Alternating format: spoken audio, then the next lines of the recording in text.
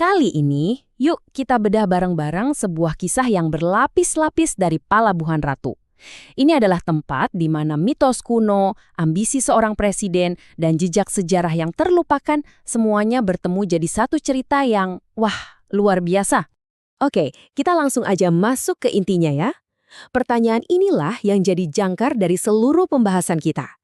Kok bisa sih di sebuah hotel yang modern banget ada satu kamar khusus yang disediakan secara permanen untuk sesosok ratu dari dunia mitos?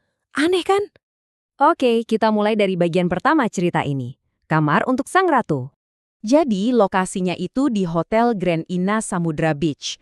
Di sana ada satu kamar yang gak akan pernah bisa kalian sewa kapanpun itu. Namanya Kamar 308. Kamar ini emang selamanya didedikasikan untuk Nyi Roro Kidul, sang Ratu Laut Selatan yang legendaris itu. Nah, coba deh kita intip apa aja yang ada di dalamnya. Semuanya serba hijau, penuh sama lukisan sang ratu. Bahkan ada pakaian dan perhiasan yang dianggap keramat loh. Pengunjung juga bisa nih ninggalin surat doa di sini, entah itu minta rejeki atau jodoh. Dan yang paling santer, legendanya bilang kalau Presiden Soekarno sendiri yang konon bikin perjanjian sama sang ratu untuk membangun kamar ini. Tapi tunggu dulu. Di tengah semua keyakinan itu, ada fakta yang cukup mengejutkan. Menurut Abah Zainal, seorang pemandu lokal yang udah 20 tahun di sana, warna hijau itu sebenarnya cuma mitos publik aja. Nggak ada kaitan kuatnya sama Nyi Roro Kidul. Nah loh, jadi makin misterius kan ceritanya?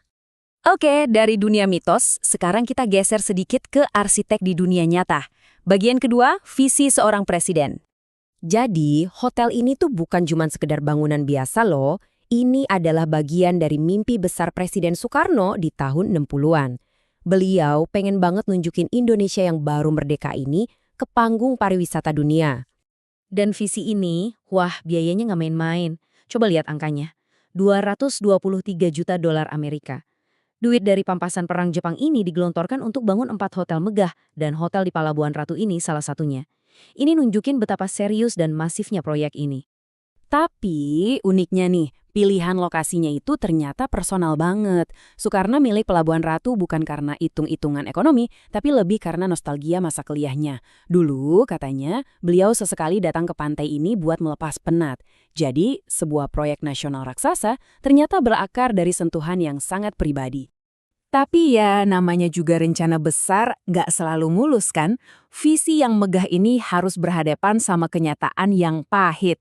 Yuk kita lanjut ke bagian 3, surga yang bermasalah.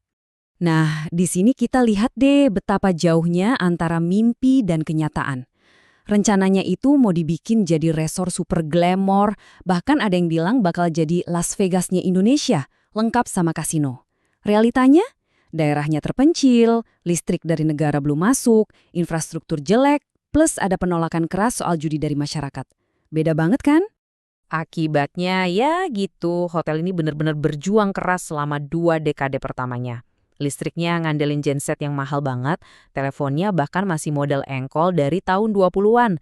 Tingkat huniannya juga sepi, rata-rata cuma 20-30%. Selama 20 tahun pertama, hotel ini bisa dibilang terus merugi. Nah, grafik ini nunjukin titik baliknya dengan jelas banget. Lihat deh, dari rugi 150 juta rupiah di tahun 1986, tiba-tiba setahun kemudian langsung melejit jadi laba kotor 970 juta setelah ada renovasi besar.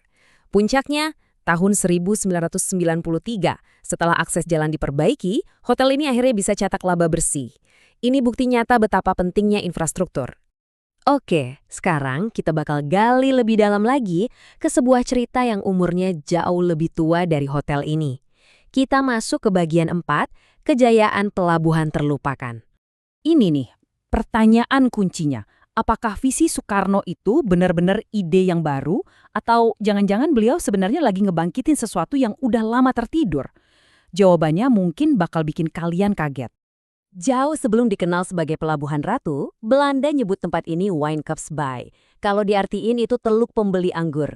Kemungkinan besar sih namanya dari perdagangan tuak aren lokal yang dulu ramai banget di sana. Ini petunjuk pertama kita menuju masa lalunya yang tersembunyi. Dan ini dia poin krusialnya. Di abad ke-19, Pelabuhan Ratu itu bukan pantai sepi. Tempat ini adalah pelabuhan internasional yang super sibuk. lengkap dengan kantor pabean, perwakilan dagang asing, dan gudang-gudang raksasa. Ternyata, mimpi Soekarno itu kayak gema dari sejarah yang hampir hilang. Lini masa ini benar-benar nangkep betapa cepatnya kebangkitan dan kejatuhan pelabuhan ini. Resmi dibuka buat perdagangan dunia tahun 1858, tapi di tahun 1873, jalur kereta api baru mengalihkan semua arus perdagangan. Cuma 2 tahun setelah itu, di 1875, pelabuhan ini resmi ditutup buat kapal asing. Masa kemasannya singkat banget, tapi pernah sangat cemerlang. Baiklah, setelah kita jalan-jalan ke masa lalu, sekarang kita tarik semua benang merahnya buat ngeliat wajah Pelabuhan Ratu hari ini. Bagian terakhir, kisah Pelabuhan Ratu kini.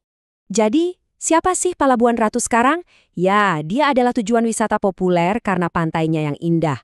Sejak 1998, dia juga jadi ibu kota Kabupaten Sukabumi, langkah strategis buat pembangunan. Dan tentu, dia adalah rumah bagi hotel legendaris itu.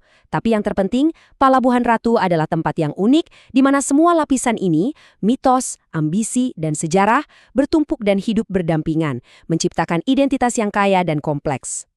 Dan ini membawa kita ke pertanyaan penutup. Dari 3 cerita besar yang udah kita bahas, kekuatan mitos Sang Ratu, warisan ambisi Sang Presiden, atau gema kejayaannya sebagai pelabuhan dunia, kira-kira kisah mana ya yang bakal paling kuat ngebentuk masa depan Pelabuhan Ratu? Coba deh sebuah pemikiran untuk kita bawa pulang.